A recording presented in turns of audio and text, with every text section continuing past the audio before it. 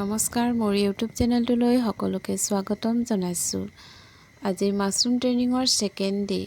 এয়া সকলো ৰাইজ আহি উপস্থিত হ'লহি, দেখিছেনে? আৰু এয়া আৰম্ভ কৰা হ'ল। কালি কাটি থৈ দিয়া খেৰবোৰ আজি বইল কৰিব লাগে বুলি, দেখিছেনে?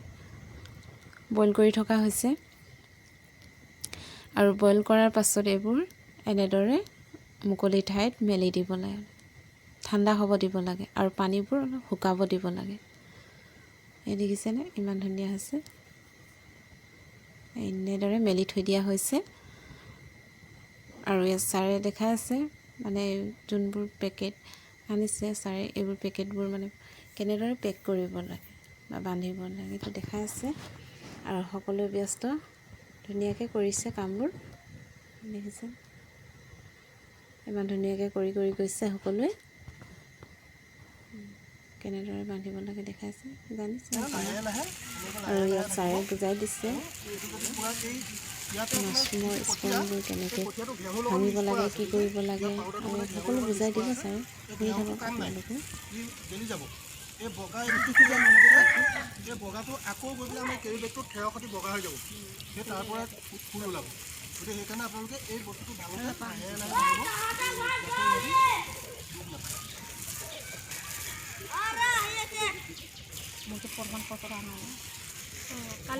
তাৰপিছত আপোনালোকে পেকিং কৰিব নহ'ব। এনেই আপোনালোকে এটা কথা শুনিব, ইয়াতে আপোনালোকে এই পেকিংটো যে মানে আপোনালোকে একদম সৰু আৰু জবৰদস্তি নহয়। এই পেকিংটো যদি আপোনালোকে যদি একদম সুন্দৰভাৱে কৰিব নোৱাৰে, টাইট কৰিব নোৱাৰে, তেতিয়াহ'লে মাছৰুম নোলায়, বুজি পাইছানে? আৰু সময়ত লেয়াৰটো যদি এতিয়া আমি ধৰি লওঁ ইয়াতে 5টা লেয়াৰ আমি খেৰ দিম, 4টা লেয়াৰ যেতিয়া আমি মাছৰুম আৰু হেৰিটো দিম, ইয়াৰ খেৰৰ জোখটো সমান হ'ব লাগিব। যদি তলতে ইমানমান পেলাই কঠীয়া দিওঁ তেতিয়াহ'লে কিন্তু মাছৰুম নোলায়, এইটোৰ পৰা এই তলৰ এইখনত মাছৰুম নোলায়। গতিকে আমি 1 কেজি দিলোঁ ইয়াত খেৰ, মাছৰুম দিলোঁ, 1 কেজি খেৰ দিলোঁ, মাছৰুম দিলোঁ, 1 কেজি খেৰ দিলোঁ, মাছৰুম দিলোঁ, ইয়াৰ এনেকৈ ছিষ্টেমত কৰিব লাগিব।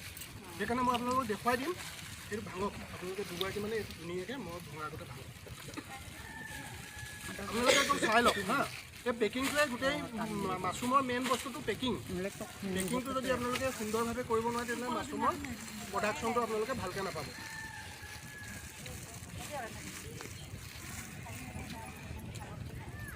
আৰু ইয়াতে আপোনাৰ এই মাছৰুমৰ এই পেকেটটো যে, এই পেকেটটোৰ পৰা আপুনি এনেকুৱা চিলিণ্ডাৰ 4টা বনাব পাৰে। এনেকুৱা চিলিণ্ডাৰ 4টা ইয়াৰ এক পেকেটৰ পৰা বনাব পাৰে। কিন্তু আমি এতিয়া 4টা নবনাওঁ, কেলৈ আগত আমাৰ গৰম ছিজন আহি আছে। গৰম ছিজনত আমাৰ মাছৰুমটো কম ওলায়, সেইকাৰণে আমি এই কঠীয়াটো ইয়াত অলপ বেছিকৈ দি পেলাই আমি 2টা বনাম। ইয়াৰ এটা টোপোলাৰ পৰা আমি 2টা বনাম। তেতিয়া মানে কি হ'ব, কঠীয়াটো বেছিকৈ থাকিব, অলপ হ'লেও মাছৰুম ওলাবই। কাৰণ কেলৈ আগত গৰম ছিজন আহি আছে, গৰমত মাছৰুম কম ওলায়, প্ৰডাকশ্যনটো কম হয় মানে। মই দেখাই দিছোঁ আপোনালোকক, ফাৰ্ষ্ট টাইম আপোনালোকে ধুনীয়াকৈ চাই লওক। আৰু ইয়াত খেৰবিলাকত যদি কিবা গছৰ পাত কিবা কিবি ঠাল চাল কিবা পায়, এক্সট্ৰা কিবা বস্তু পালে আঁতৰাই দিব হা। ইয়াত বাহিৰৰ চাউণ্ডবোৰ আহিছে, সেইবোৰ ইগন'ৰ কৰি দিব লাগে। কাৰণ ইয়াত মুকলি ঠাইত কৰা হৈছে যে চাৰিওফালৰ চাউণ্ডবোৰ আহি গৈছে। আৰু এই সকলোবোৰ খোলা ঠাই, মুকলি ঠাই, সকলোবোৰ আহি গৈছে।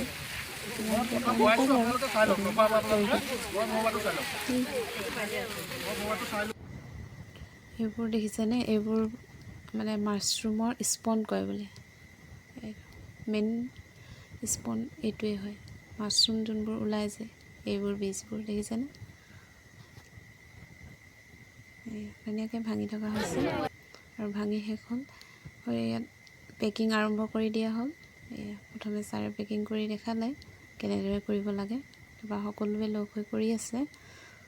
দেখিছে, এই ছাৰে দেখালে কেনেকৈ কি কৰিব লাগে।